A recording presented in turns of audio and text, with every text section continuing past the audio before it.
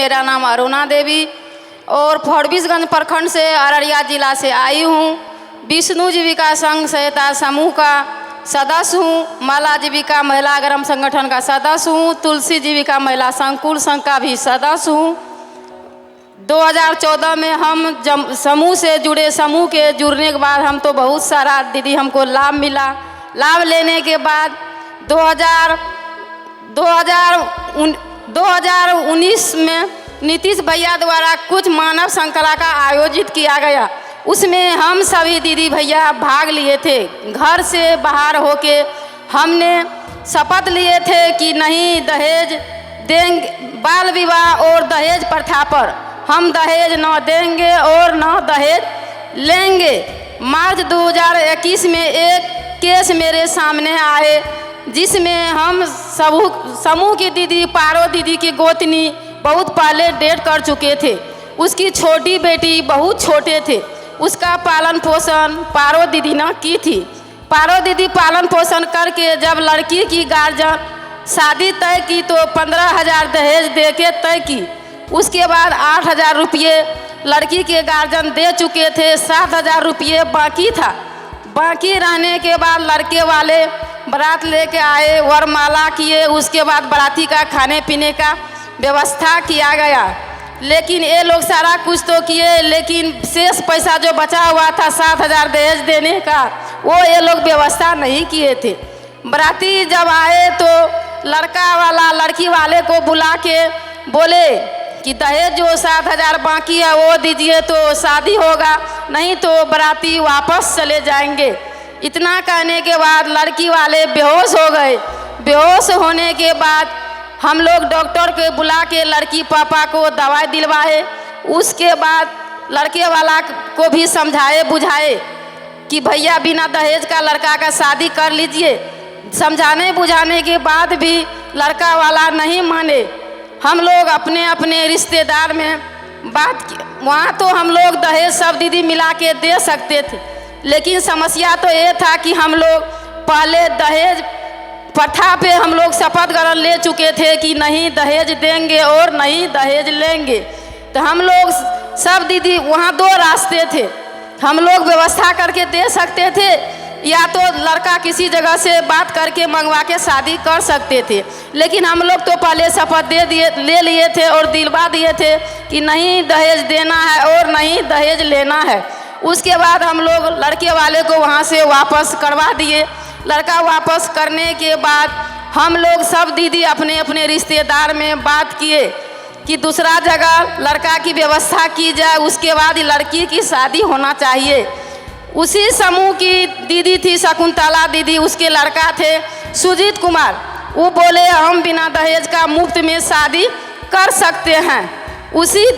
उसी दिन वो चाची पारो दीदी ने लड़का को मम्मी को यहाँ बुलाए। उसके बाद लवा कसा करके उसी दिन उसी रात उसी मंडप पे बहुत खुशी से शादी करवाए। उसके बाद दोनों पति पत्नी अच्छा से जी रहे हैं। उसके बाद अगर हम लड़का की मम्मी है तो दहेज लेने में बहुत अच्छा लगता है, अगर लड़की की मम्मी है तो दहेज देने में बहुत खराब लगता है। इसलिए अगर सभी दीदी चाह ले कि ना दहेज देना है और ना दहेज लेना है, सभी दीदी भैया को प्रणाम। जय बिहार, जय जीविका। मेरा नाम अनामिका देवी, मैं गरभेली पंचायत मधेपुरा डिस्ट्रिक्ट कटिहार सदर की रहने वाली हूँ। मैं जीविका में 8 साल से जुड़ी हुई हूँ। जीविका में जुड़ने के बाद हमें एक अजीब सी उमंग और मतलब शक्ति अपने आप को महसूस होती है। और जहाँ पर मैं आरती जीविका स्वयं सहायता समूह की सदस्य हूँ, बढ़ते कदम जीविका महिला ग्राम संगठन की सदस्य हूँ और गंगा सागर संकुल आश्रय संघ की सदस्य हूँ। आज मैं आप लोग के सामने शराबबंदी के विषय में कुछ बोलना चाहती हूँ। अगर कोई हमसे त्रुटि हो तो क्षमा करेंगे। जहाँ भी वर्तमान में मेरा घर है वहाँ आसपास में गरभेली पंचायत की बात कर रहे हैं कि आसपास में आदिवासी लोग बहुत ज़्यादा संख्या में हैं। तो उनके घर में पहले देखते थे कि रात में उनके पति या भैया जो भी घर के थे दारू पी के आते थे, बहुत ड्रामाबाजी करते थे। कभी कभी जाते थे तो रात के 8-9 बज रहे हैं, क्या दीदी खाना बना? नहीं दीदी कहाँ बना है, आएगा मेरा पति तब तो खाना बनाएंगे। लेकिन रात में क्या होता था, 10 बजे 11 बजे आते थे नशे में धुत, और बच्चे तो भूखे प्यासे सो जाते थे। खुद लड़ाई झगड़ा पति पत्नी में मारपीट करके सवेरे उठते थे। तो जो 10, 20, 50 रहता था उसको वो पैसा वो पत्नी को क्या देंगे, वो तो खुद फिर अपने साथ ले जाते थे कि आज मजदूरी मिल पाएगा या नहीं, तो फिर शराब पीने के लिए यही पैसा काम आएगा। संजोग की तो हम लोग समझाते थे, वो मानते नहीं थे। संजोग की बात कि हमारे माननीय मुख्यमंत्री नीतीश भैया का एक प्रोग्राम कटिहार टाउन हॉल में रखा गया था।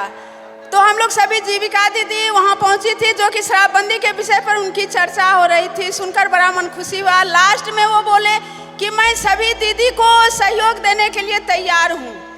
फिर इसके बाद तो हम लोग को एक अजीब सा उमंग भर आया। हम लोग जोरदार की तालियां पीटी कि ठीक है, अब तो हम लोग को लगता है कि सहयोग करने के लिए जब खुद नीतीश भैया है, मेरे साथ प्रशासन है, तो फिर डर नहीं। और हम लोग ठान लिए कि अब कुछ करना है दारू शराब के लिए। और घर पहुंचकर दूसरे ही दिन गरवेली पंचायत में जितने भी भीओ हैं सब में सभी दीदी को 10 से 15 दीदी को बुलाकर बठेली गांव में एक आम सभा बैठाई। विचार किए कि हम लोग को क्या करना चाहिए। फिर जस्ट उसके दूसरे दिन हम लोग जहाँ वहाँ गए, 10 से 15 दीदी मिलके जहाँ की शराब बनता था, जैसे आपको हो गया प्राणपुर, रक्षा, खैरा, यहाँ सब ज़्यादा मात्रा में शराब बनती थी। वहाँ गए, भैया को दीदी को बहुत समझाए, भैया ऐसा मत कीजिए, ये कानूनी अपराध है, हो सकता है आप लोग जेल जा सकते हैं, दूसरा कोई रोजगार कीजिए।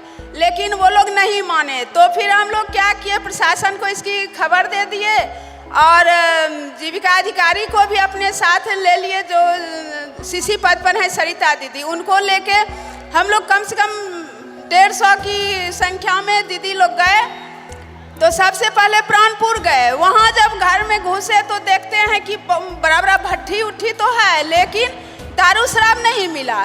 तो हम लोग सोचे अब तो खाली हाथ लौटना पड़ेगा। जब वहाँ से निकले तो एक वहीं की दीदी के इशारे पर हम लोग चले गए एक बहियार, वहाँ एक मकई का खेत था। थोड़ा दूर जब गए पहुँचे तो दारू की गंध आने लगी। हम लोग वहाँ पहुँचे, देखते हैं बहुत बड़ा हंडी में फिर गैलन है, डब्बा उब्बा सब कुछ में दारू भरा हुआ है। तैयार दारू भी है और महुआ, फिर 10 टीन शक्कर था आपको, फिर उजला उजला सफ़ेद सफ़ेद गोली होता है, 2-4 पॉलीथीन में 1.5 किलो 2 किलो करके वो भी था। हम लोग बड़ा उमंग के साथ क्या किया, हाथ में सबके हाथ में एक छोटा छोटा डंडा था, सबसे पीट के दारू तो वहीं उल्टा दिए। बाकी सब दीदी मिलके जो भी बर्तन था उसको प्राणपुर चौक पर ले आए और उसको तोड़ फोड़ करके बर्बाद करके, अब शक्कर कैसे बर्बाद करें। तो उधर से एक ट्रैक्टर आ रही थी जो गिट्टी से लदी हुई थी, वो ट्रैक्टर को उस पर चलवा दिए। बाकी शक्कर जो बचा वहाँ से गिट्टी, बालू, मिट्टी सब उसमें घोर घार के बर्बाद कर दिए। और जब प्लास्टिक का जो गैलन बचा उसको क्या किए कि कागज उगज पॉलीथीन सब खोज के उसमें सलाई मार दिए। जस्ट उसके 4 दिन बाद होलिका दहन था। लेकिन हम लोग ऐसा होलिका दहन किए कि वहाँ की प्राणपुर की जो महिला दीदी और भैया लोग थे वो तो देखे ही, हजारों लोग की संख्या में वो होलिका दहन देखने वाले थे। फिर वहाँ से हम लोग चले गए खैरा, घर नहीं आए, खैरा गए तो वहाँ घर छोड़ के सभी भैया दीदी भाग गई जो दारू शराब बनाती थी। उन लोग का शराब फेंकना बर्बाद किए, भट्ठी फोड़ते हुए अपने गांव आ गए। उसके बाद हम लोग अभी तक बैठे नहीं है। देखिए कि 2016 की हम ये कहानी कर रहे हैं, उसके बाद सही में ऐसा माहौल हो गया कि वही दीदी वही भैया हम लोग को अपना एहसान मानती है। भैया दारू क्या है, आप ही लोग से भैया पूछते हैं कि दारू, एक सुनते हैं कि मेरा सब कुछ जल गया, आग लग गया है घर में, सब कुछ जल गया, सारा संपत्ति जल गया, सिर्फ जान बचा के भागे हैं। वहाँ बाढ़ आ गई, भैया मेरा सारा सामान दह गया, मेरे पास कुछ नहीं बचा, सिर्फ जान बचा के आए हैं। लेकिन दारू वो आग है, वो पानी है, ना आग लगती है ना बाढ़ आती है। क्या होता है, धन जाता है, धर्म ईमान हर कुछ जाता है, और बाद में अपने पीछे छोटे छोटे बेटे बेटी को छोड़ के, पत्नी को छोड़ के, परिवार को छोड़ के अपना जान गंवा बैठते हैं। तो आप लोग से भी भैया यही आग्रह करेंगे कि अगर चोरी छुपे कहीं अभी भी सुनते हैं कि हम लोग के पंचायत में तो नहीं है, हम लोग का पंचायत बिल्कुल साफ स्वच्छ हो गया, दारू शराब का नामो निशान नहीं है। अगर चोरी छिपे कहीं चल रहा है तो भैया आप लोग भी, दीदी आप लोग भी बिगड़ते हुए घर को संवारिए, बड़ी एहसान होगी। जैसे हम अभी दीदी लोग भैया लोग कहते हैं कि दीदी आपका एहसान, मेरा एहसान नहीं है, एहसान हमारे मुख्यमंत्री नीतीश भैया का है, जिन्होंने ये जीविका परियोजना को लाकर शराबबंदी की चर्चा करके हम लोग को इतने मजबूत बनाए। इतना ही पर मैं अपनी वाणी को विराम देती हूँ। जय हिंद, जय बिहार, जय जीविका।